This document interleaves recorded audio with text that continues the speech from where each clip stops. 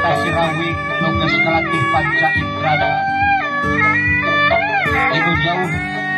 ibu jadi guruna nyatana kinebleng harita jalina rantau ngadenge sorang lengkap sama barang jalma anu nuju ke tempat manehana tukajak wanti mana datang jura jeng sabar barang ulang jalma geus dikerejeun lingkaran bari kurang pakarang pake baju sing sarwa ikat barang bang seblak berkah hidau regol dina cangkeng horeng si mana horeng eta teh rampok duka telah kalaman macan biar diping pusing bar ari si kepar duka telah jadi rampok kerot bari susun bar marentah kadang anak buah nikah yang kalah Sirawi nu jadi pucu waktu punya tabala mantan kaparade itu anak buah nasi kempar langsung kaburuk kerajaan Sirawi sedot terus para raja lawan cerita ku Sirawi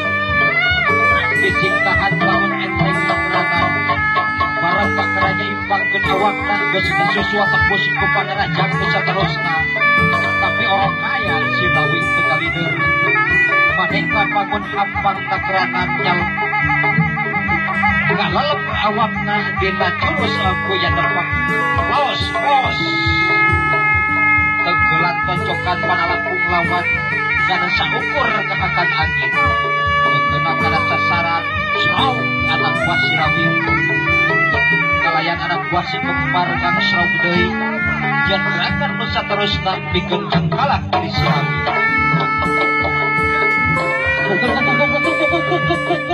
lawan hampir bareng yang pada rajang tapi Sirawi bangun anu enteng nakranan awak kalayan ampal lira daun kalakai gaeta dina jurus kalakai murad ilmu ada itu menjadi guruna solotot kali deug lawan Sirawi kali tasik solotot kali deug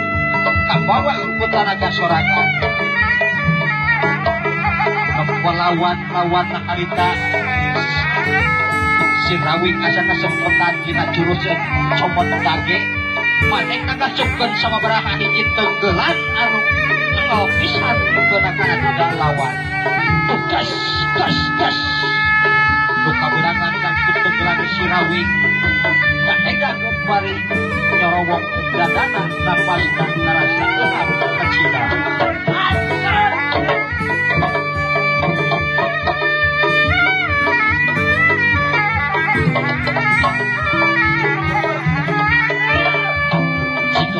jeung anak buahna tempo Sirawi kitu tanpa mikir dua kali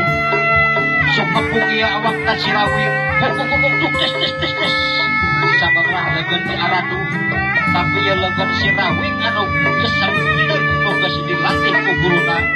meunang ukuran dina kesing teu ngarasa linu teu ngarasa dingin kalayan dina jurus anu panungtungan anu katelah ajian gelap gampar harita si gempar kajajaran sajajar jeung anak buahna usirkeun kakuatan anu sapenuhna pikeun kadorong anu jadi lawana ari Sirawi barang nembok kentak anu jadi lawan kitu manehna inget kana jurus anu pamuncak warisan tinggi depleng anu katelah terus pamuncak anu dikombinasikeun jeung ajian pancerasa sarining gede pancerasa sarining bayu anu karasana kanu jadi lawan panas hayam pacampur jeung iris Sirawi guh pacuh dina sikep nu tinggal pananpan papatkeun jampe pamakna musirkeun kekuatan sapinuhna karasa corongan kekuatan anu rokaha kana awakna Sirawi dua kekuatan engkas gempar jeung anak buahna kontrol Sirawi panitahan yang kasaimbangan badan dengan sababaraha kali keserokan can layar elevan jeung si gempar jeung balak-balak tasing jarengkang tepungan ajian gelap gampar Sirawi